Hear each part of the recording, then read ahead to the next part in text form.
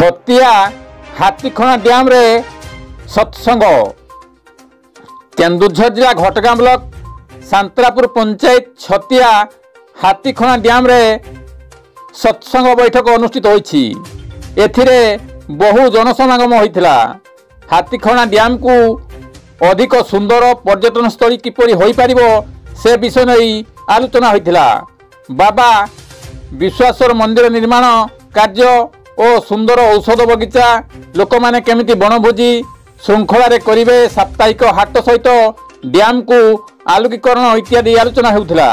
एथिरे अवसर प्राप्त शिक्षक कीर्तन बिहारी महांतो, पद्मनाभ नायक और संसार त्यागी बाबा भोलानाथ दास, लक्ष्मीधर दास, सांतरापुर सरपंच बबीता सिंह, चंद्रमणि सिंह, सत्यभामा सिंह, राजेंद्र पात्र, अजय कुमार पंडा, रक्षाकर नायक, चक्रधर नायक, गजेंद्र दंडपाट, अक्षय कुमार सिंह, आनंद सिंह, जय महांतो, प्रहलाद पात्र, भगवान बेहरा, रविंद्र सिंह, प्रेमलता नायक, शशिकला नायक, कन्हई मुंडा समूह समस्ते सहयोग करथिले। मनोरंजन दास के रिपोर्ट केडीएम जुड़िया। अभिनंदन शुभेच्छा।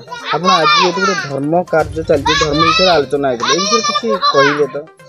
हाँ, एटा होजी प्रकृति परिवेश भितर गोटे सुंदर स्थान एवं ये स्थानर महत्व बढ़ाई यार विकास आमे सरकार को दृष्टि आकर्षण करने आजिकार बैठकर उद्देश्य थिला जे ये गोटे पर्यटन स्थली मान्यता दि जाऊ।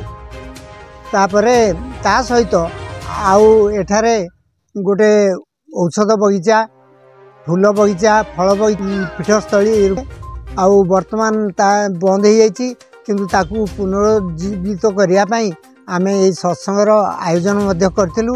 तेणु ये सत्संग या पर दीर्घ दिन धरिकी चालू रहिबो।